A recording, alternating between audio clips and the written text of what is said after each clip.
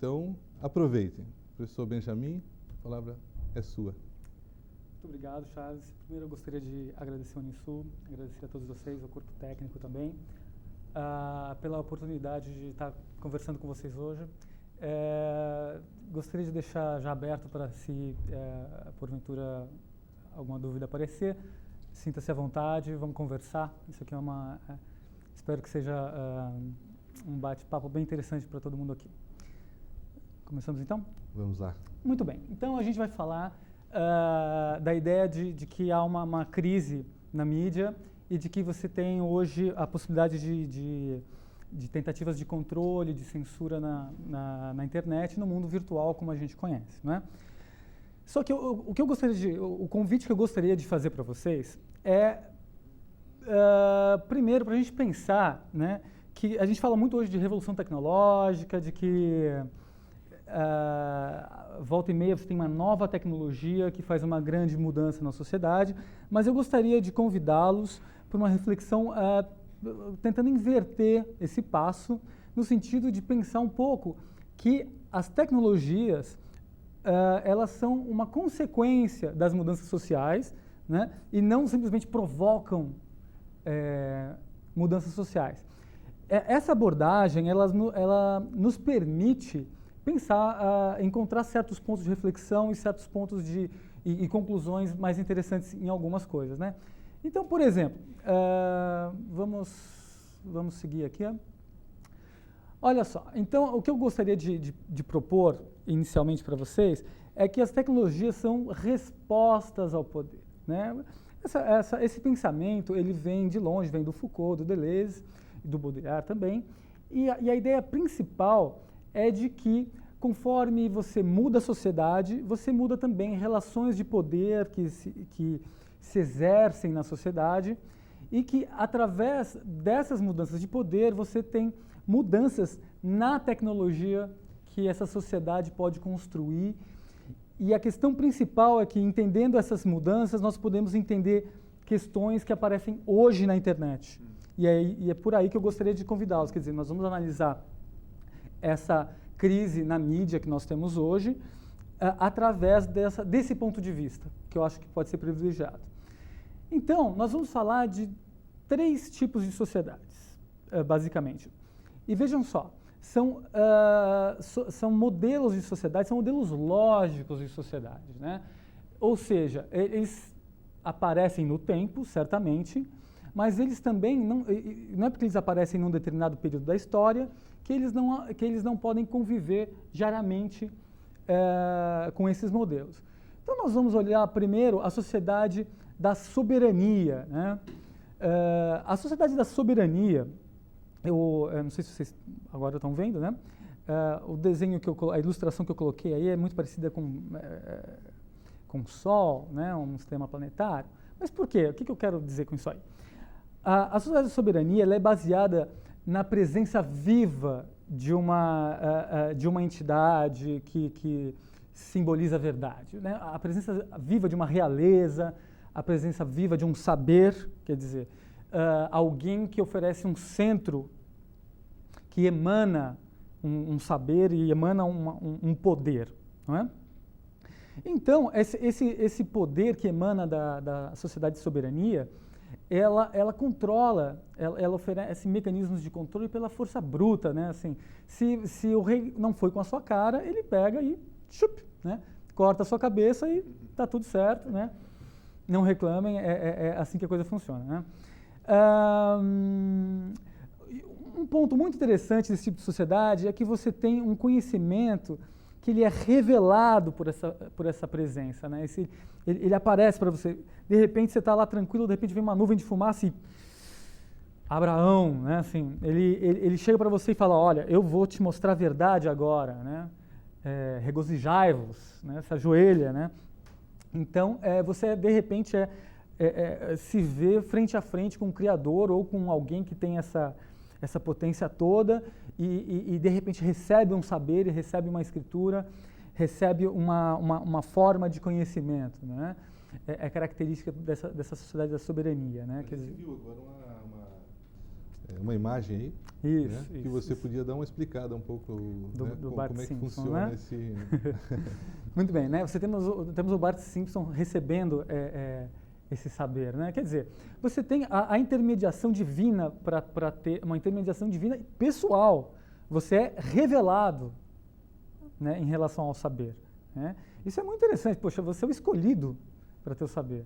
E essa revelação, ela permite que você faça uma escritura, e essa escritura, ela remete a essa potência, essa divindade, essa consistência que te permita fazer uma leitura correta dessa divindade, né? Então, um ponto a ser destacado é que essa sociedade, né, ela tem uma relação pessoal com o saber. Uma sociedade com essa relação, ela produz uma tecnologia, né, que se resume a um artesanato, pode ser resumida com uma singularidade do saber que você produziu, da peça que você produziu, da máquina que você produziu. Ela é singular, ela utiliza as forças naturais, ela é uma obra de arte. Por quê? Porque ela não vai se repetir. Ela é uma revelação que você teve ali, uma revelação do saber, é uma relação que você tem com a majestade do saber, né? E portanto, ela não se repete, ela é temporal, né? É uma relação com a escritura. Então, quer dizer, essa sociedade, ela tem uma fabricação de artefatos restrita, porque ela é temporal. Aquilo que você foi revelado, ele não se duplica, ele é seu, é uma relação que você tem com o saber, é uma relação que você tem, é uma relação com a realidade, no sentido da realeza da realidade, né? Então, é uma sociedade que pensa o controle das forças a partir da revelação. Aí vocês podem ver nas ilustrações, como vocês viram, né? Você tem uma escritura revelada e então, a partir disso, você tem uma relação com uma determinada tecnologia que se torna possível nessa sociedade. E aí, então, a partir do momento que você tem uma escritura sagrada, como vocês podem ver nessa figura, você tem aqueles que podem ler a sua escritura que remete a Deus. Ou seja, você tem uma leitura correta da verdade sagrada que você recebeu.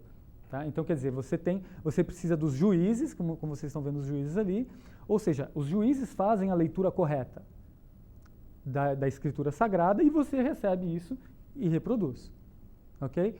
Mas você precisa da palavra daquele que tem acesso ao saber real, aquele que foi revelado, aquele que foi iniciado nesse saber, né? Não é um saber para todos, é um saber para as corporações e para os iniciados.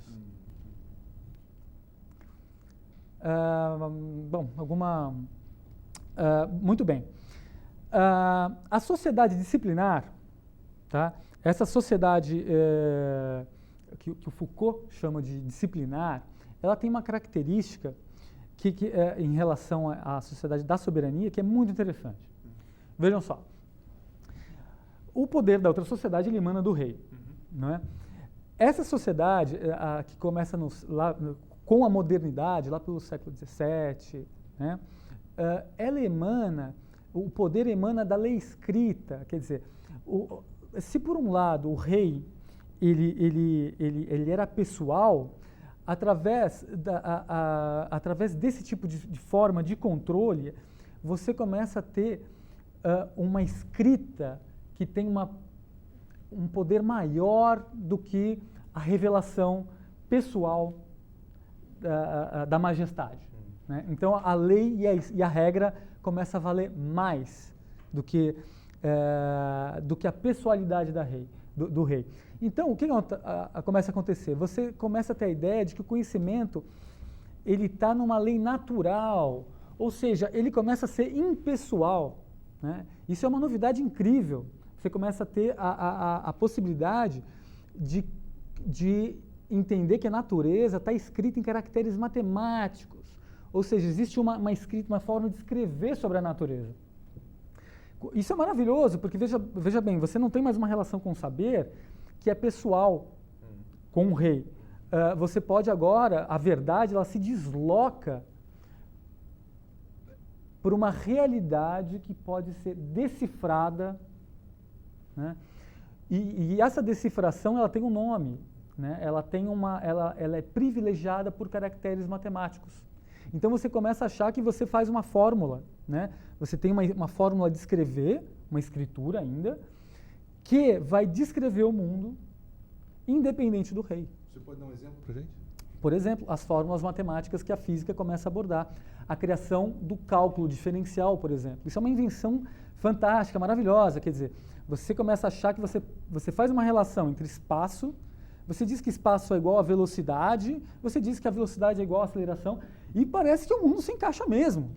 Né? Quer dizer, não tem esse enunciado que você criou, essa frase, essa escrita, ela está garantida por uma verdade que está na natureza. Não adianta o rei querer dizer que é de outro jeito. Ela está acessível à ciência, a uma razão, quer dizer, há um saber impessoal, né? É um saber impessoal e que precisa ser decifrado. Então, a ideia de que você tem um mundo que está lá esperando por você. Está esperando, vem cá, me descobre. Isso é sociedade disciplinar. Isso caracteriza a sociedade disciplinar. Por quê? Porque a partir disso, você tem uma sociedade que começa a ter disciplinas, né? Você começa a ter centros de saber, fórmulas, você começa a ter aquele doutor da lei, aquele que entende da lei, mas não porque ele faz a lei, mas porque ele entende os processos, a lei natural que permite que a lei seja, que a lei se perceba para o homem. O poder saiu de uma pessoa e passou a ser do conhecimento. Exatamente. O poder que estava na primeira pessoa do rei, ele vai para a terceira pessoa. Ele fica um sujeito da ciência. Fica um sujeito que parece que ninguém fala. Parece que quem fala é a própria natureza. É o mundo que fala. Eu só preciso decifrá-lo. Então, né, você tem a escritura, de novo, uma relação de escritura, né? E você começa a poder fazer repetições, máquinas, que obedecem a uma escritura, e essa escritura contém sua consistência na verdade, no universo. Então você começa a ter a ideia de que tem um universo consistente e que a coisa funciona. A partir disso, você cria um determinado tipo de tecnologia. É uma tecnologia que pode se repetir, e olha só que bonitinho. Você não precisa da vontade, como mostra a ilustração, de alguém dizendo como é que a coisa funciona. Você pode dizer que a escritura remete a um Deus, só que é um outro tipo de Deus, é um Deus que se esconde por trás dos cálculos matemáticos. O Deus agora, ele garante a coesão do mundo. Fala, olha, o mundo funciona. E dá para você acessar o mundo com a razão. Entende? Isso é fantástico, uma descoberta maravilhosa. E você mudou um Deus de lugar, você colocou ele para outro lugar, e com isso você permite uma tecnologia de fabricação das mesmas coisas. E por que o mesmo? Né?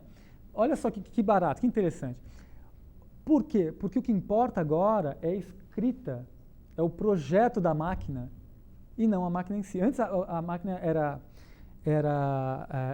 artesanal, porque o que importava era a sua materialidade.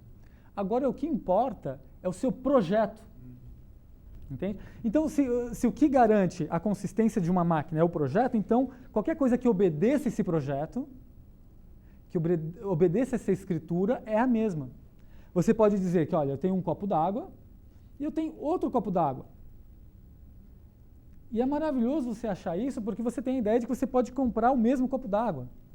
Você compra 10 copos d'água, você fabrica 200, quer dizer, você tem uma ideia de produção industrial, porque o que conta é que eu sei que um copo obedece a essas regrinhas. Entende? O copo tem um projeto, a máquina tem um projeto, e o que importa é esse projeto. Isso caracteriza a sociedade disciplinar, uma reprodução técnica, e pela primeira vez você tem a ideia de que você tem um original que é diferente da cópia. Então você fala assim, olha, eu posso pegar um quadro da Mona Lisa e fazer 200 dele. Os 200 vão ser igualzinhos, mas não vão ser o original. Você começa a ter esse destaque. E tem um valor. A partir disso, você valoriza o objeto original. O que é original, ele ganha uma aura toda especial. Porque você sabe que as cópias são cópias.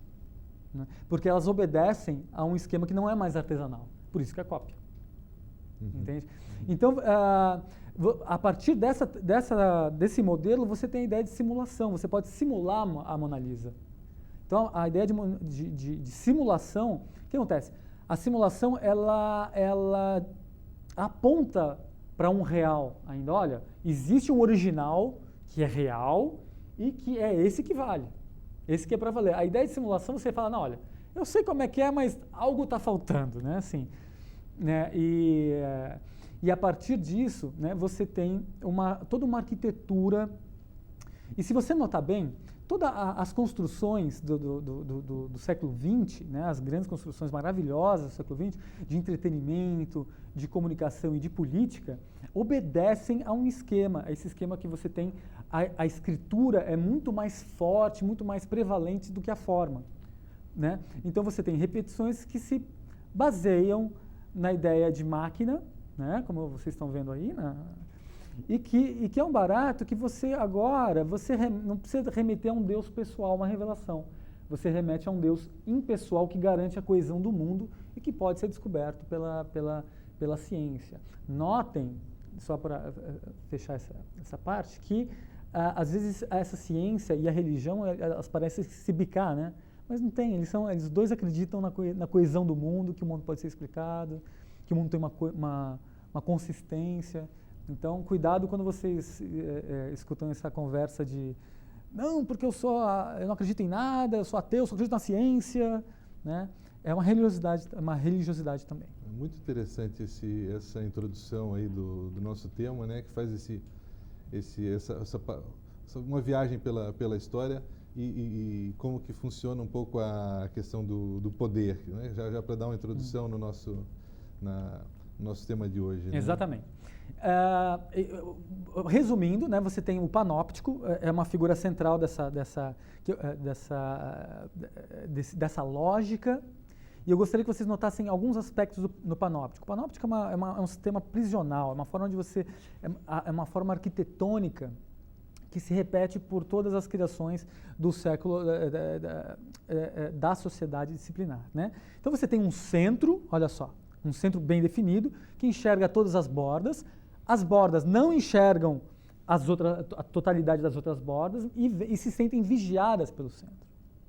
Então, quer dizer o seguinte, quer dizer que na sociedade disciplinar, a lei está dentro da gente. A gente tem um papai e uma mamãe que foram dizendo, olha, não faça isso, tem um Deus que fala, olha, não faz isso que é pecado, olha, e a tecnologia acompanha esse movimento. As formas que nós criamos na sociedade acompanham esse movimento. Dá um exemplo? A família, por exemplo. A família que se constituiu agora modernamente, como é que é? Papai, mamãe, filhinho, filhinha, cachorro, gato, passarinho, periquito, não é? E a tecnologia para esse E a tecnologia é uma tecnologia... padrão. Exatamente. Por exemplo, olha que bonitinho. Nós temos, por exemplo, olha uma tecnologia que apareceu, a televisão. A televisão ela tem um grande centro que produz as informações e que distribui essas informações. Você recebe essa informação, mas você não sabe você não pode interferir com o que o outro recebeu. Todos estão irmanados porque existe um centro. A telefonia também. A telefonia você tem que ligar, operador, blá, blá, blá, o operador te liga e faz a conexão com o outro. É de um ponto, passa pelo centro até outro. E, enfim, vários outros modelos, enfim, que nós podemos encontrar. Vamos lá, então. Mas a sociedade de controle, ela pega o desejo de universalização, né, que apareceu na sociedade disciplinar e exagera, e vai além do limite, né? Então, a sociedade de controle, o que acontece com ela? Ela tem a queda do centro, a queda da ordem paterna. Onde tinha o pai, não há mais.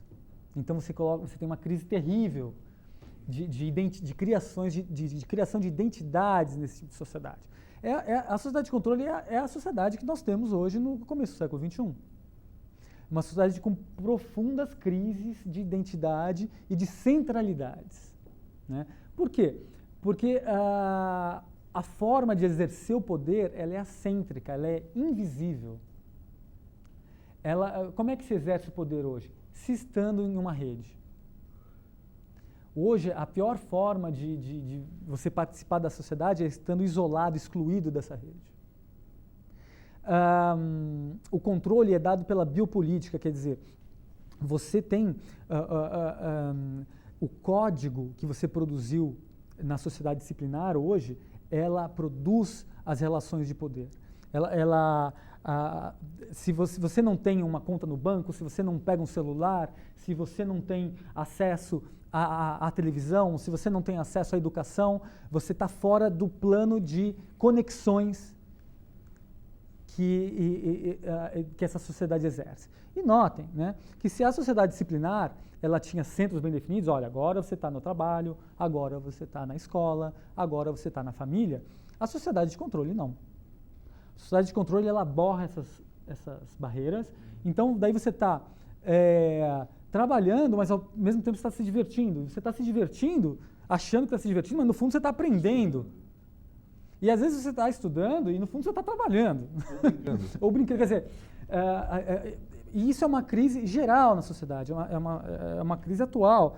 Antes você tinha o pai bem definido, a figura paterna, o patriarcado, esse aqui faz isso, tá, o pai é isso, o homem é isso, a mulher é isso. Hoje você tem uma indefinição completa. Uma hora é transgênico, é transexual, é transdisciplinar. Né? Mas você disse que a pior forma que tem hoje é estar fora disso. Exatamente. Quer dizer, por quê? Ao contrário do que pode parecer, à primeira vista, a sociedade de controle e o capital assêntrico que a sociedade de controle opera, ela é a mais inclusiva. Estranho isso, né? Porque todo mundo fala exclusão digital, exclusão disso, exclusão disso. Não, mas ela é a mais, porque como ela não tem um centro definido, se você não era amigo do rei, você estava fora. Entendeu? Se você não estava dentro, se você não estava dentro das disciplinas, você estava fora. Agora, se você estiver participando de alguma rede, de alguma forma, nem que seja vendendo órgãos, traficando drogas, as formas mais terríveis e grotescas, ainda assim você cai num sistema de troca de informação. Então, a sociedade de controle, ela engloba tudo, mesmo que seja o pior do pior. Ela faz todo mundo entrar no círculo. Os excluídos piores são aqueles que não conseguem pegar um celular e discar para alguém. O controle se dá através da tecnologia e através do uso da tecnologia. O poder, ele não se dá pelo que você não deveria fazer, mas ele se dá ao fazer. Então, hoje, o mandamento é faz. E a nossa angústia é, eu não estou à altura disso, não estou conseguindo, me dá um suquinho, me dá uma... Ou então você está fora, você não consegue estar à altura do ideal de produção que você tem. A sociedade, então... E ao mesmo tempo, eu acho que ele ajuda a manter o poder centralizador. Na verdade, ele ajuda a manter o poder, mas ele não é um poder centralizador, ele é um poder que em vez de mostrar centros, ele mostra cada vez mais imanências, ele mostra conexões. Entende? O poder ele fica mais forte pelas conexões que ele faz. Eu falo o oposto, aquele que se isola, aquele que não participa de rede. Sim. Exatamente, quer dizer, então a questão de você entender, quer dizer, quando você tinha um Deus para resolver as questões, entendeu? Você tinha uma lei. Agora você tem muitos deuses, né? Então, e quando você tem muitos deuses, você pode mudar de um deus para outro de vez em quando. E isso aí gera uma angústia, porque você tem que escolher divindades a todo momento, né? Então, e o que isso tem a ver com a tecnologia? Né? A tecnologia de hoje, ela apresenta, no que é chamada era do conhecimento, né? Você tem a reprodução da virtualização. Né? A virtualização, o que acontece? Ela é uma forma de gerar novas possibilidades, né? E essas possibilidades precisam ser trocadas na rede. O importante hoje é circular na rede e não se contrapor a um poder, por exemplo. Olha só, A criação do computador, né, como vocês podem ver nesse vídeo, né, nessa figura, ela mostra que se na sociedade disciplinar nós tínhamos uma escritura, né, que falava sobre o real, agora você tem uma escritura que é lida por uma máquina. Então, quer dizer, tudo se transforma num texto, tudo se transforma em códigos, esses códigos podem ser reproduzidos da mesma forma, e quando você tinha um leitor, antigamente você precisava de um leitor para o código. Agora você não precisa mais, você tem as máquinas que leem. Então, o que significa isso? Significa que a escritura ganhou muito mais força do que estava antes. Então, tudo é texto, por quê? Porque o texto pode circular sobre as coisas. A carne não pode, né? O corpo da gente não pode. O intérprete, ele fica preso no corpo. O virtual, não. O virtual ele é pura potência de circulação. Então, ele vai circulando. Então, a tecnologia que nós produzimos na sociedade de controle é uma tecnologia também que ela prima pela virtualização de todos os processos. E por que virtualizar? Porque assim tudo cai mais fácil na Bolsa de Valores. Né? O que significa isso? Significa que tudo pode ser quantificado, comercializado, seja o corpo... O Second Life é o grande exemplo, não é? O Second Life é um ótimo exemplo de quê? De simulacro. Porque antes você tinha simulação. A simulação falava, olha, é simulação, mas deixou algo para trás. O simulacro não. O simulacro ele tem consistência própria e ele não deve nada ao real. Entende? O Second Life é maravilhoso para isso. A Bolsa de Valores é maravilhosa para entender o simulacro, quer dizer, você não tem uma relação entre a realidade e o que está acontecendo, e essa representação tem efeito de realidade. Ela tem efeito, quer dizer, ela muda as coisas, dá problema e está todo mundo quebrando e aquela loucura, mas é um puro jogo imaginário, de expectativas, especulações, não se relaciona com o valor das empresas. Entende? Quer dizer, então é um outro tipo de jogo, é um jogo de simulacros. Né? O simulacro é diferente da simulação e a sociedade de controle, ela prima pelo advento do simulacro. É o simulacro que dá as regras do jogo hoje. Então nós temos, por exemplo, no vídeo mostrando a ideia de simulacro, quer dizer, você tem por exemplo, um jogo de xadrez, a questão é que esse jogo de xadrez ele se resume às próprias regras. E essas regras podem ser lidas por computadores e geradas por computadores. Ok? Então, quer dizer, se antes você tinha um enxadrista que você falava onde é que está, agora você não precisa mais dele. E isso pode circular pela rede sem problema nenhum.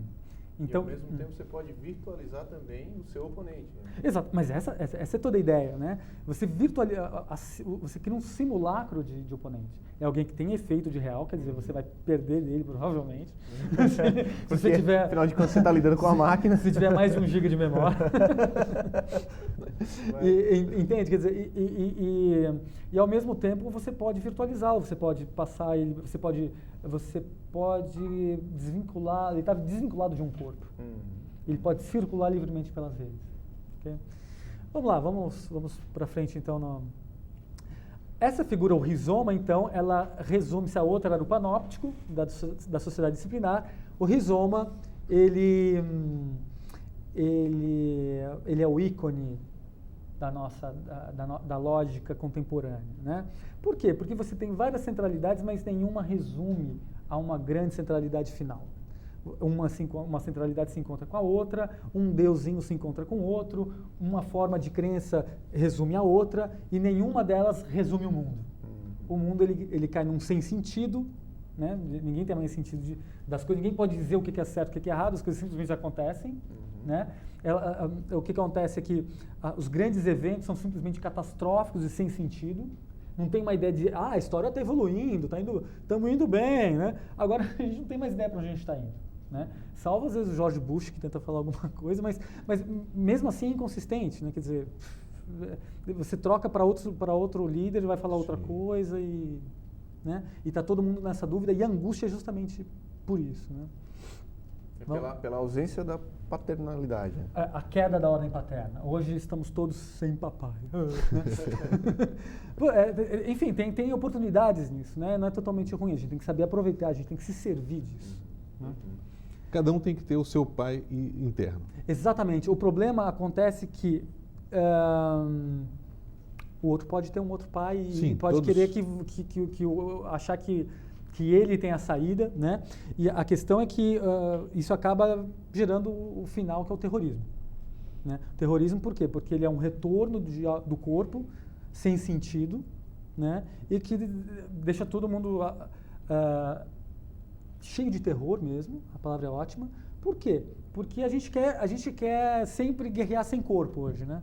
A gente quer que seja um videogame, que aperta um botão, um míssil vai para lá, blá, blá, blá. Só que o terrorista vem e mostra o corpo que está tão esquecido, que a gente faz questão de esquecer. Né? Então, quer dizer, mas vamos voltar para a tecnologia, né, senhores? Muito bem. O ponto central da gente estar falando, fazendo esse grande introito, né, é dizer que existe uma sedução do código hoje. Né? Quer dizer, por que o código ele é tão sedutor? Porque ele reduz tudo a uma identidade, né? A identidade de informação. Tudo pode ser infinitamente trocado com códigos. Como um avatar. Como um avatar, como ações na bolsa de valores, como código genético, como, enfim, como a educação, como uma paleta de cores, como uma paleta de folha cores, de estilo. Exatamente. Tudo cai no jogo do código. E o jogo de código é um jogo de virtualidades, onde eu posso encaixar tudo com tudo. Então, nesse encaixe, a diferença entre as coisas não implica em perda.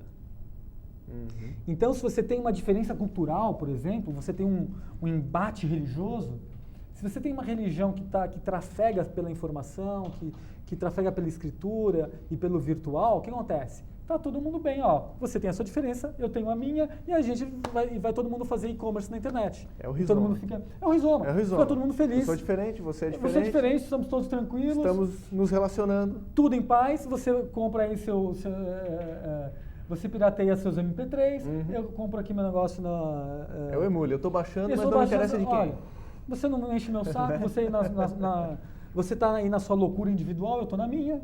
Todo mundo na internet falando pelo Skype, tudo bonitinho. Né? Então, o que acontece? É uma forma onde existe, o Freud falou disso, o narcisismo das pequenas diferenças. Quer dizer, as diferenças, a tecnologia hoje, ela reduz a diferença. Mas, no fundo, está todo mundo usando os mesmos sistemas de comunicação. Né? Ou seja, então, a diferença não implica em ausência de relação entre as coisas. Está tudo relacionado. Né? Então, um ambiente completamente paranoico, tudo gruda com tudo. O corpo gruda com as coisas biônicas, então você pode gerar um corpo biônico, clonar, você pode fazer uma reprodução sem sexo, tudo tranquilo, é tudo código mesmo. Né? Então, quer dizer, de uma forma geral, o espírito prevalece cada vez mais sobre a carne. Então, nós temos códigos e nós estamos absolutamente seduzidos pelos códigos. Né? Muito bem, então o advento do simulacro significa que, como vocês podem ver, você tem um grau de abstração cada vez maior, né?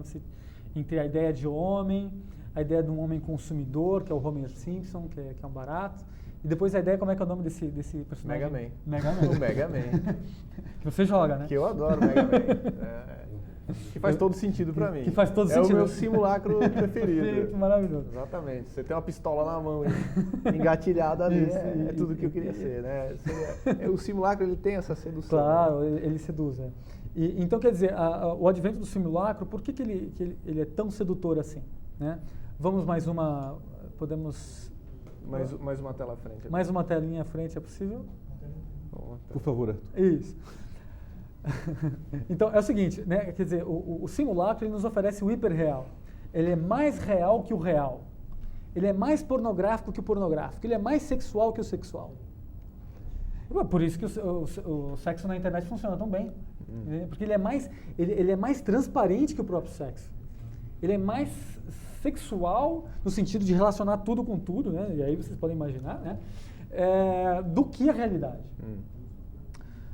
Aí você diz que é um passo além da reprodutibilidade. Né? Exatamente, é uma reprodutibilidade onde a cópia não deve nada ao original. Ele está para além do original. Ele muda a relação que você tem entre origem e cópia. Né? O original ficou pequeno. O original é algo que estava ali E pronto. Entende? E que não é ele não é o centro das atenções. talvez o original então torna-se não o sentido de original como sendo único, mas original de ponto de partida. Mais ou menos. Assim, o original como ponto de partida, ele pertence mais à sociedade disciplinar, porque você parece que tem uma origem como um reizinho que veio. Uma paternalidade, uma paternalidade do definida. Início. A partir disso você começa a trabalhar com o simulacro, quando ele aparece, ele questiona a origem, ele apaga a origem. Certo. Ele é uma antipaternidade. Aí vem a questão dos direitos autorais. Exatamente. Aí você tem toda uma questão de... O nosso direito é um direito greco-romano, ele está baseado depois, a partir de uma leitura cristã, ele está interessado na ideia de autor, a ideia de pai. Do original. Do original. Pronto. E a gente está numa sociedade que está abolindo a origem das coisas. Os filmes do YouTube, os MP3, exatamente. Que não é permitido legalmente. Não é. O que acontece? Você mudou a forma que as pessoas de uma sociedade têm prazer em fazer as coisas. E depois você quer segurar todo mundo, né? Quer dizer, as formas de direito, elas querem controlar hoje de uma forma disciplinar, né, alguma coisa que simplesmente mudou pro controle. Na forma das pessoas terem prazer. Onde eu quero chegar? O virtual, ele tem prevalência sobre as nossas formas de sociabilidade hoje. Por isso que você tem, vamos rodar mais um, por isso que você tem hoje uma crise na mídia. Por exemplo, quando você tem todo mundo, por exemplo, a RIA, né, a Record Industry Association of America, ela diz para você, olha, eu estou perdendo 10%, minha associação está perdendo 10% por ano em vendas de músicas e CDs, porque vocês estão trocando arquivos pela internet. Por quê? E por que isso está acontecendo? É porque a garotada quer ou porque simplesmente uma tecnologia apareceu? Não, é porque as pessoas querem. É porque a sociedade de controle exerce essa forma de sociabilidade. Então, a ideia de que você tem uma indústria que tenta controlar de um jeito antigo, de um jeito disciplinar, né, uma nova forma de sociabilidade, ela quer transformar todo mundo em bandido. Os games, por exemplo, aqui a gente produz games, mas consegue vender no exterior. Sim.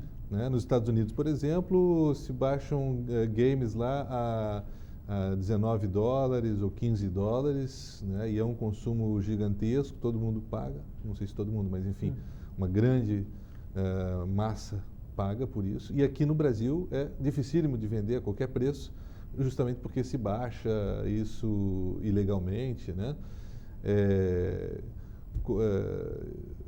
Existe essa diferença? Seria nós somos marginais no Brasil? Né? Não, nós somos pioneiros.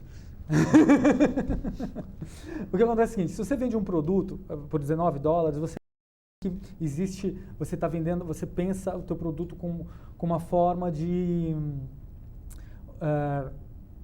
alguma coisa que você tem uma centralidade num produto que você está passando para o outro. Hoje o que conta é a relação que você, com esse serviço, você tem com outros usuários.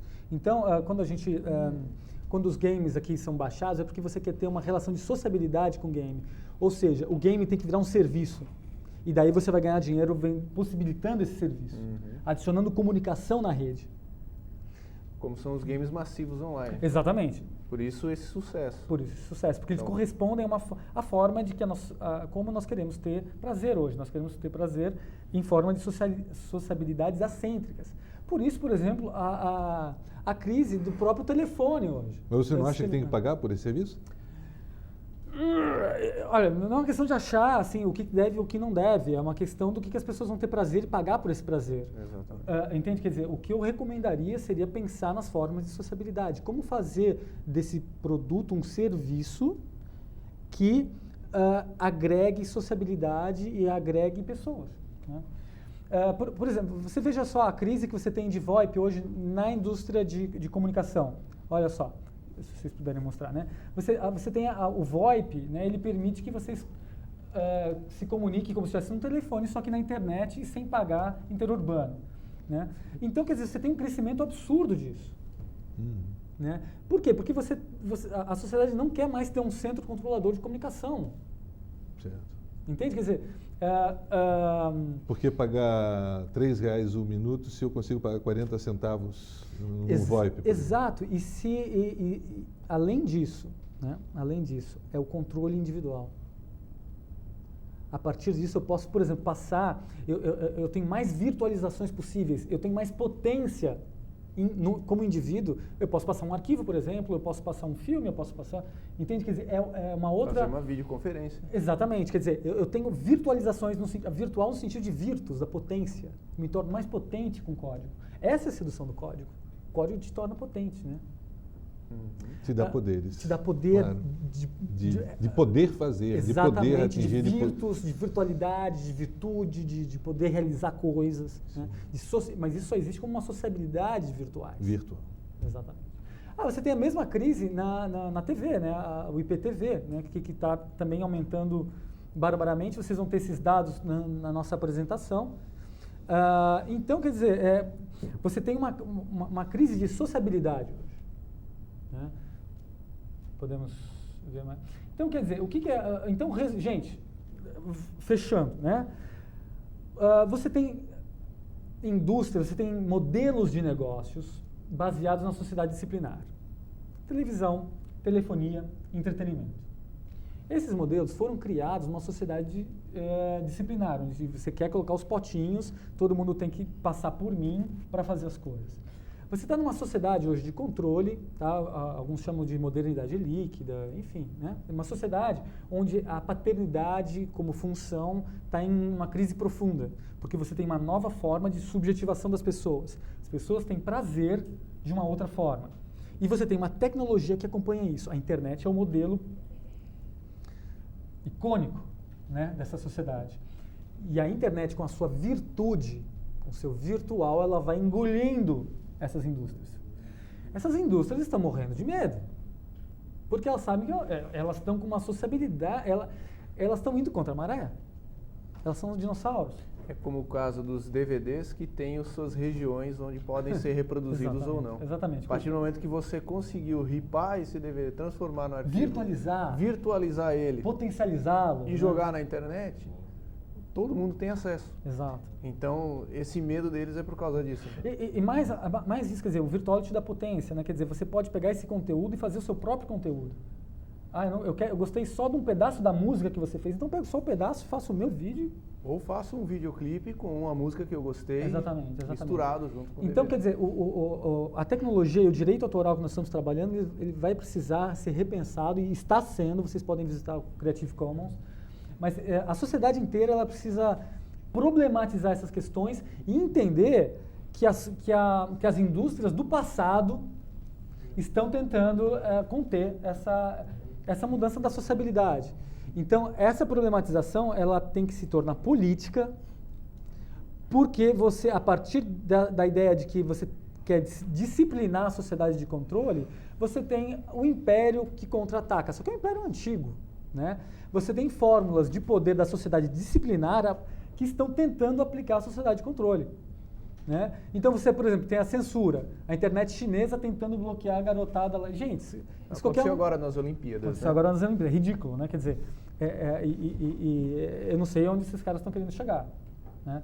Mas enfim, e qualquer um que tem acesso a garotada lá sabe que é fácil de burlar isso. Sim, né? e fazendo uma nota, tinha um pessoal que desenvolveu um aplicativo que roda num pendrive, que burla o sistema de bloqueio de internet chinesa. Então, a maioria dos jornalistas tinha comprado esse pendrive. Então, quando quer mandar a foto lá para a BBC de Londres, o cara botava o pendrive ali, quebrava o bloqueio e passava. Olha só, quer dizer, senhores, não tentem tirar o prazer da garotada. Quer dizer, não tentem lutar contra isso. Quer dizer, é perda de tempo, vocês vão sair, eles vão ficar, e é isso aí. Aproveitem-se, entendeu? Sirvam-se das formas de sociabilidade, do prazer, da forma de ter prazer que a nova sociabilidade está apontando, né? Quer dizer, você tem uma crise do direito autoral e aí você cai na questão de neutralidade da rede. E é isso que nós estamos querendo estressar esse ponto, né? O que é neutralidade da rede? Nós vamos passar um vídeo agora, né? E vocês vão ter ideia do problema, né? E de como isso é uma questão fundamental hoje e é um ataque das forças disciplinares sobre a sociedade de controle, né? Sobre a nova sociedade que está se formando, né? Dá uma olhadinha lá, gente. Vamos ver. Então vamos assistir esse vídeo aí, que é bem interessante.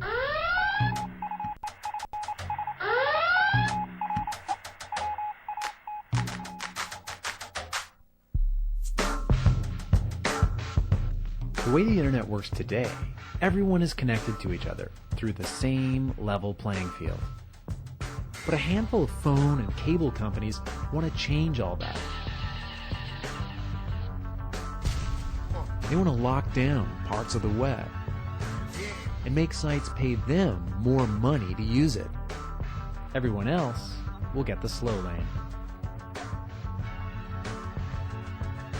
How will they do that? By killing one of the internet's founding principles, net neutrality. So what is net neutrality?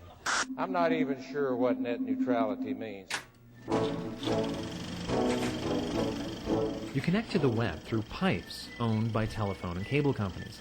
But the deal is they're not allowed to mess with what's inside those pipes, whether it's Google or Yahoo, Lonely Girl or Bill O'Reilly, everyday citizens or business tycoons. Everybody's website gets the same speed and quality. That's called net neutrality. So what's the debate? That actually seems quite fair. Yes, almost too fair. It's as though the richer companies get no advantage at all. The companies want to set up a restricted fast lane on the internet, but only for their partners and services. Only sites who pay them a huge fee would be allowed to use it, making them gatekeepers.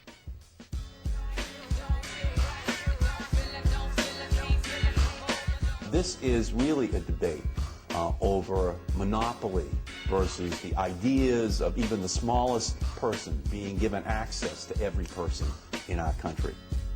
That's what the genius of the internet was, that it made the First Amendment a living document again for millions of Americans for whom it had lost its meaning. But this wide open access could be slipping through our fingers. It happened, remember, to television, radio, and cable.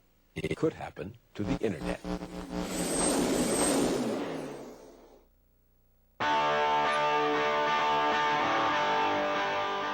Protesters are asking for help to defend internet freedom. The group SaveTheInternet.com delivered thousands of signed petitions with a single refrain: Save our internet. Every day, as more and more citizens learn about the issue of net neutrality, they realize that the internet, as they know it, is very much at risk. SaveTheInternet.com is turning the tide in this battle, exploding to over 800 groups from across the political spectrum, with political leaders, artists, internet celebrities, and over 1 million internet users like us who petitioned Congress to protect net neutrality. Together, we blocked an attack in the Senate in 2006 and sent dozens of internet freedom fighters to the new Congress. But the gatekeepers are launching a counterattack on Washington and on your state legislature. We need to raise the alarm now to make neutrality the law in our new Congress.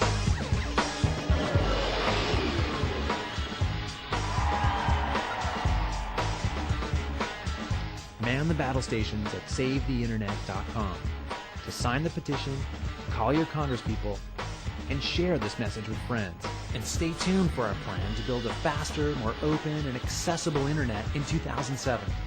Use the internet to save the internet at SaveTheInternet.com.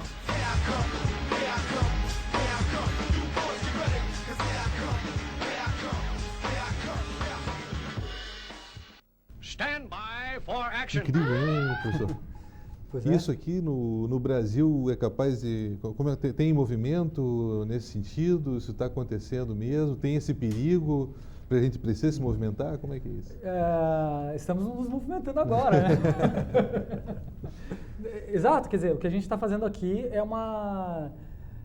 de uma certa forma, alertar, começar a mexer isso aí. Porque o que acontece é o seguinte, a neutralidade da rede, né? Quer dizer, a internet foi feita para todo mundo trocar as informações da mesma forma, quer dizer, nada contra ter uma administração da rede. Agora, o que não pode é uma operadora olhar o que vocês estão fazendo. Por exemplo, você está usando o seu Skype, fazendo uma ligação de VoIP, e ele fala, está usando o Skype, então, né? E daí, tirar isso, limita para você usar o sistema dele. Deixa a rede devagar. Propositalmente, quer dizer, isso acaba com a inovação e acaba com o virtual, a potência da internet. Por quê? Acaba com a neutralidade. E acaba com a neutralidade. Existe algum movimento que está levando isso, por exemplo, dentro do Congresso? Exatamente. Quer dizer, então, por exemplo, nos Estados Unidos agora você tem uma discussão nesse tema e a neutralidade da rede está ganhando. A Comcast agora perdeu uma ação que eles estavam fazendo, eles foram acusados e dançaram. Tá? Agora é o seguinte, isso está acontecendo no Brasil na forma de traffic shaping. O pessoal, você está lá baixando as suas músicas e de repente o serviço cai. Né? As operadoras estão fazendo isso aí. Depois eu deixei uma lição de casa, não no sentido de que vocês têm que fazer, né? Mas no sentido de vocês poderem pesquisar quais operadoras estão fazendo isso e quais são as alternativas legais que o usuário tem para se livrar disso aí. Outra coisa que está interessante é o seguinte, agora começa a ter tem uma lei que está transitando por aí, que depois eu dei detalhes, vocês vão ver na biografia, que é o seguinte, estão tentando fazer com que cada vez que você se loga na internet, você tem que deixar quem você é e tenha que fazer um esquema de segurança, entende? Quer dizer, não, a internet é anônima. E é fundamental que se torne anônima. É fundamental que você possa baixar, possa pegar filmes, músicas que têm direito autoral liberado, como o Creative Commons, e poder fazer um remix disso aí. Eu fiz esse remix com esse vídeo. Não me prendam. Mas enfim, não, mas esse pode. Então, mas enfim, mas a questão é a seguinte, a questão é que você tem que preservar, você tem que criar uma ação, começar a se criar no Brasil uma ação política, tá? Para se preservar a neutralidade da rede, porque é um assunto pouco divulgado. Aqui nós estamos sendo pioneiros. E são os grandes favoritos, os grandes favorecidos e os grandes desfavorecidos com esse... Sim, bom, essa falta da neutralidade. Bom, os favorecidos, evidentemente, são as operadoras, que vão começar a cobrar mais por um serviço que deveria ser... Veja bem, não é que... Operadoras de cabo, de telefonia, aqueles que oferecem conexão com a internet. Veja bem, não é dizer assim, olha, você tem que ter a banda larga que você quiser. Você quer ter, sei lá, 256K, você paga por 256K. Você quer ter 1 mega? Tudo bem. A questão é que você não pode ser censurado devido ao tipo de bytes e bits que você está trafegando. A maneira como você usa o seu 256. Exatamente, você tem seus... Você fica com ele. Eles não podem olhar o que você está trafegando e a partir disso tomar decisões. E por que isso os beneficiaria? Porque eles dizem que com isso eles conseguem administrar melhor o tráfego da rede. Administrar o tráfego é uma coisa, a neutralidade da rede é outra. Mas eles fazem como se fosse a mesma coisa. Então, cuidado. Existem 2 operadoras que estão citadas num relatório sobre neutralidade da rede. 2, eu quero dizer, 2 que operam no Brasil. Certo. Eu vou deixar de lição de casa isso para vocês darem uma olhada, ok? Então, enfim, outra coisa que, uma sugestão de pesquisa que eu deixo para vocês é o seguinte, além de procurar quais as empresas fazem isso, né, quais são os procedimentos legais para se defender do traffic shaping, né? Vocês vão ver que a gente está muito imaturo como ação. Como é que a gente vai fazer? Isso tem que ser debatido, tem que ser problematizado. Tá? Isso é fundamental para uma sociedade democrática, entende? Para uma sociedade que se quer ser uma sociedade da informação, que quer pegar o lado bom dessa história. O Brasil tem tudo para fazer isso da melhor forma possível. E também eu gostaria também de perguntar, de deixar isso no ar, se existe algum projeto de lei que defenda a neutralidade da rede no Brasil. Se isso já é uma questão política, se nós devemos criar uma plataforma política para isso, quer dizer, se isso tem que entrar na agenda política. E por curiosidade, dei uma olhada no projeto de lei da Câmara 89-2003 e nos projetos de lei do Senado número 137-2000 e no número 76/2000. Isso é projeto de lei? Isso é um projeto de lei, mas... Não foi aprovado ainda. Não, está em trâmite. Barra 2000, está desde 2000. Lá. E eles estão aprovando agora, quer dizer... Então é o seguinte, só que é uma coisa assim super sociedade disciplinar. Dêem uma olhada, eu vou deixar isso... Né? Mas quer dizer, nós temos que nos articular de alguma forma.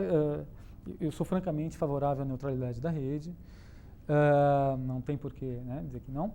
Então, quer dizer, entendo que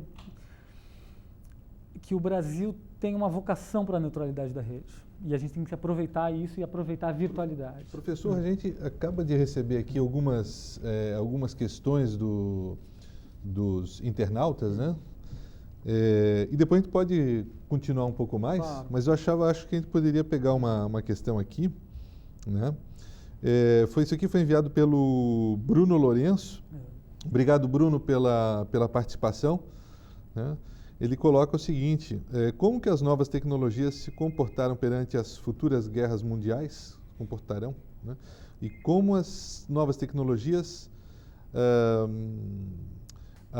atuarão nas áreas financeiras, como bancos, seguradoras? Tá. Olha, eu diria que com a unificação do código, né, a nossa volúpia pelo código é de unificar a guerra e a indústria, né, como já se fez na sociedade disciplinar, vai se fazer muito mais agora, né?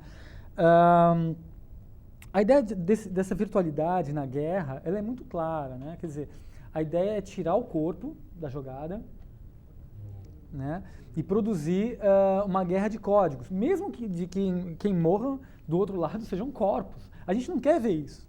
A gente quer esterilizar e plastificar a guerra, né? Daí, veja como uma ação, uma contração, né?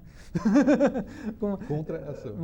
Exatamente, veja, como uma resistência a essa virtualização, vem o terrorista e se explode.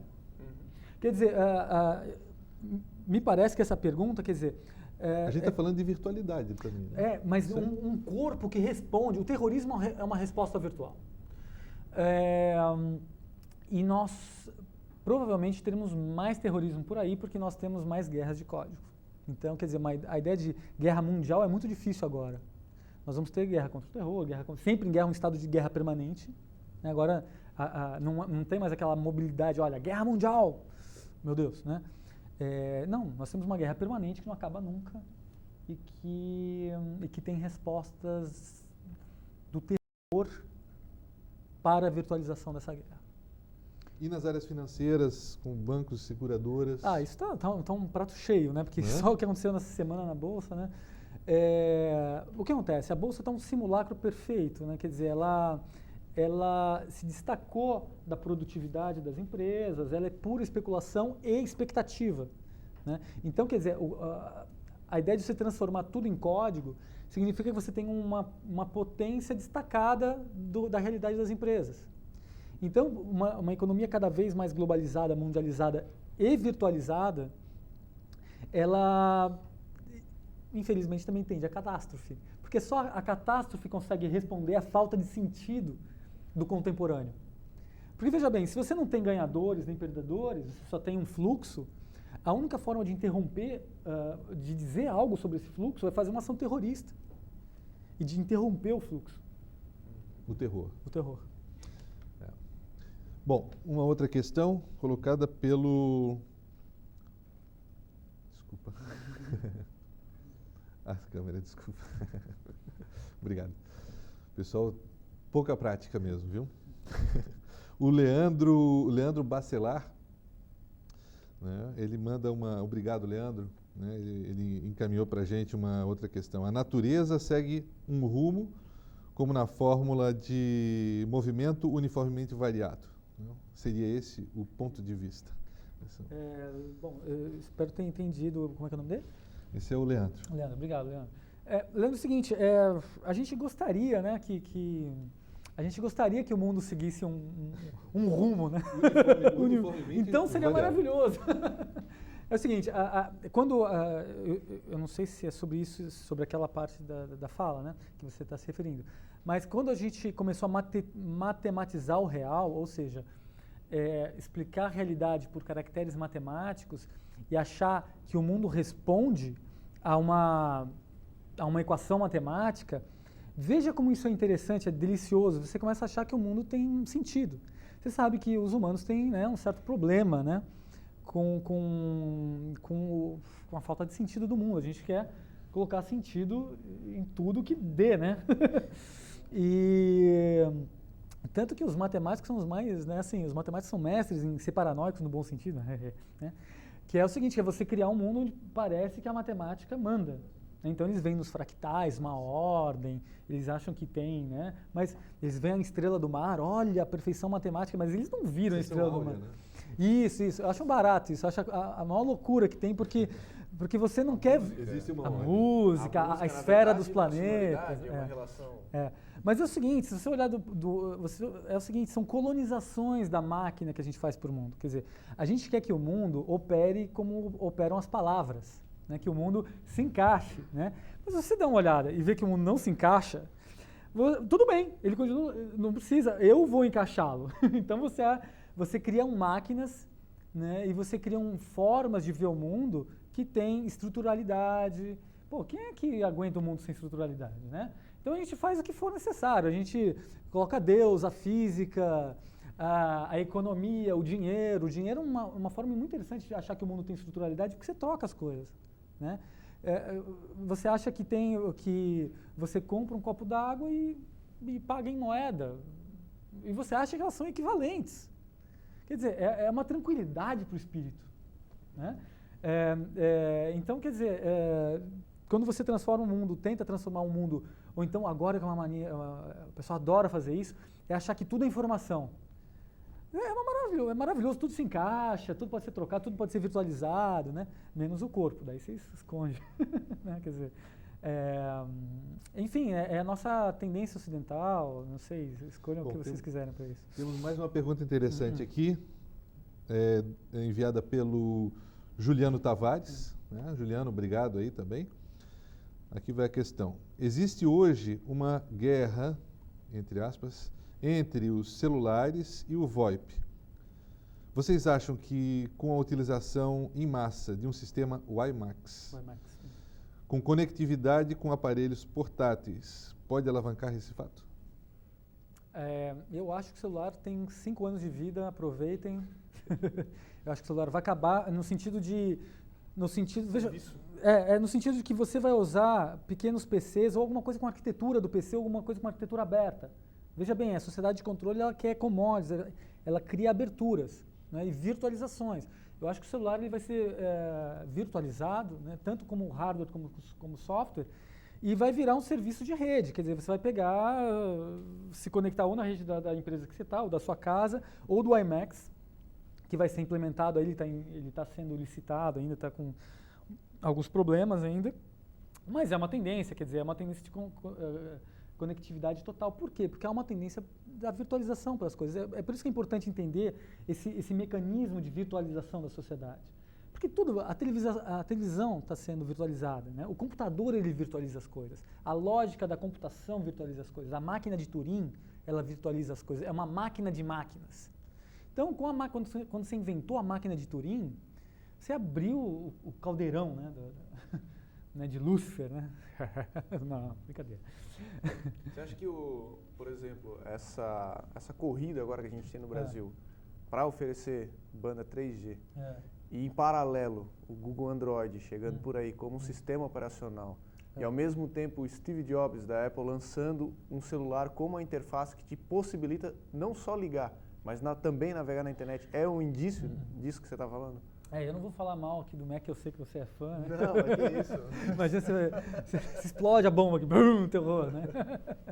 Não, é o seguinte, entendendo a sociedade de controle como uma produção de máquinas de virtualização, né? Então, virtualizamos o telefone, vamos virtualizar a televisão, vamos virtualizar, sei lá, o que mais? Vamos virtualizar tudo, quer dizer, tudo que der, a gente vai fazer isso loucamente até a gente se esganar, né? É aí que está o nosso prazer incontrolável, né? A nossa droga, né?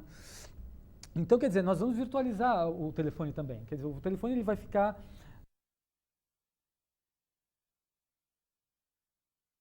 palavra ainda, né? Quer dizer, ele vai ser alguma coisa que...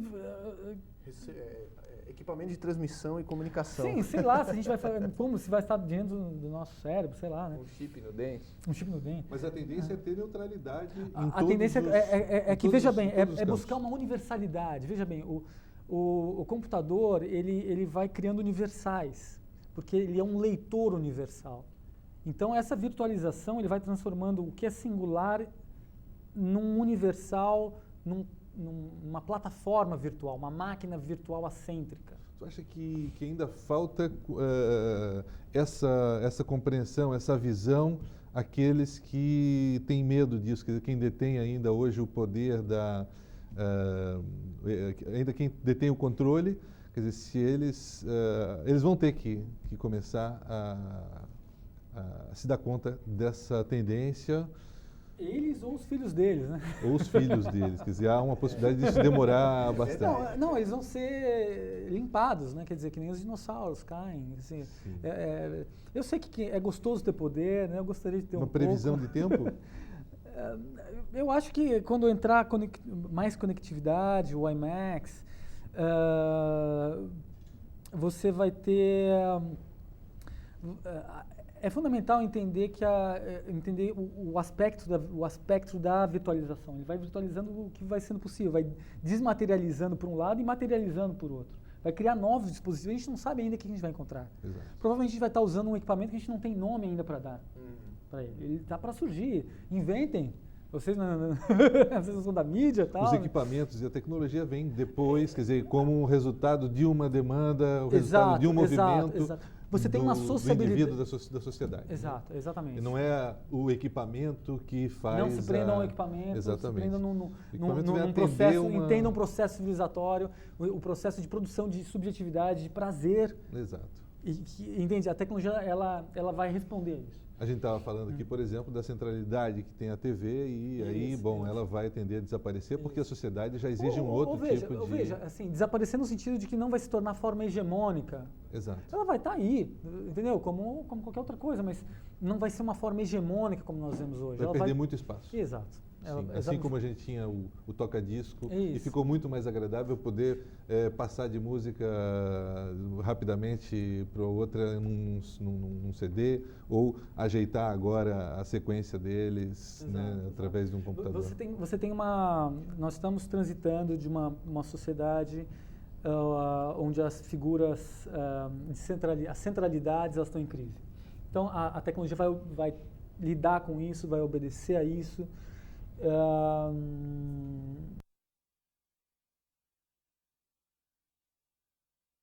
Precisa ser problematizado porque tem uma série de problemas de ordem pública mesmo, do direito, do trabalho, da sexualidade, das formas de lidar com o poder que vão ser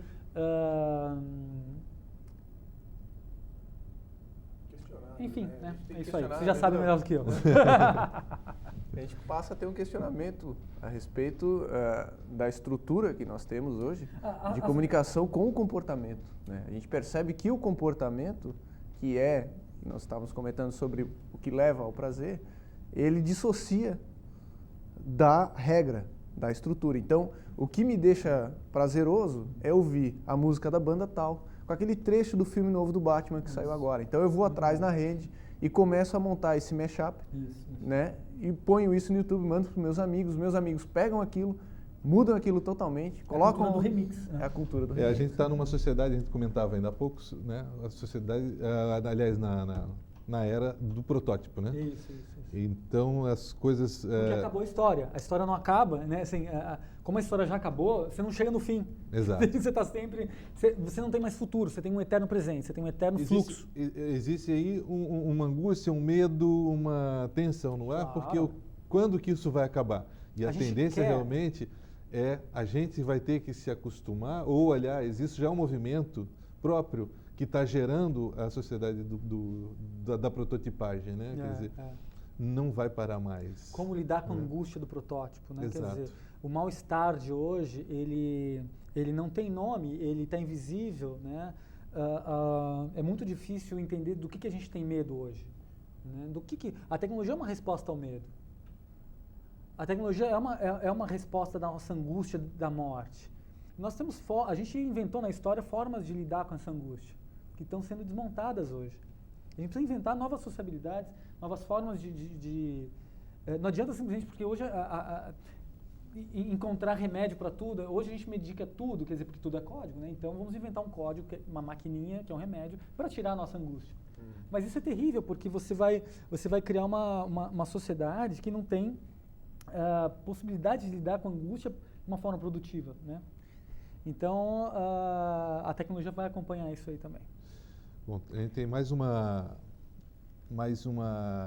questão aqui de uma internauta, Genice Batista. Obrigado, Genice. Ela pergunta o seguinte, professor Franklin: essa sedução do código não traz uma falsa identidade e uma sociedade manipulada no sentido de código-controle? Boa pergunta, né? A ideia de que tinha alguém te manipulando, ela é muito boa, né? Porque parece que se você, detonar esse cara que está te manipulando, você vai ser livre, né? Mas isso funcionou muito bem na sociedade disciplinar, né? Quer dizer, você tinha um dono do poder que centralizava as coisas para você, um deusinho, né? E daí você lá fazia uma revolução, arrancava a cabeça dele e beleza. Estava livre, feliz da vida, né? Hoje não. Hoje você...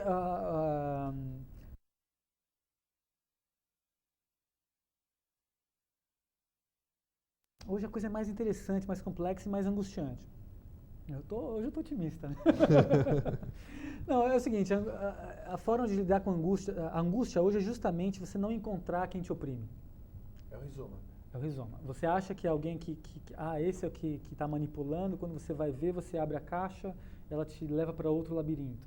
Você abre e leva para outro. Então os inimigos estão dissolvidos hoje, né? Você tem um tipo de medo muito especial, que você é um medo sem objeto, né? Então, e a tecnologia vai responder a esse medo sem objeto, né?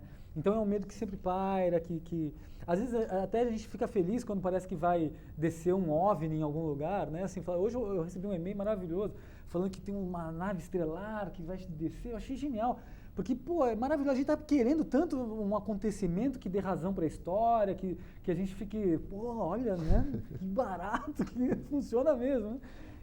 Mas não, mas nosso medo é diário. Nosso medo hoje é estar andando por aí, andar na rua. São medos sem objeto.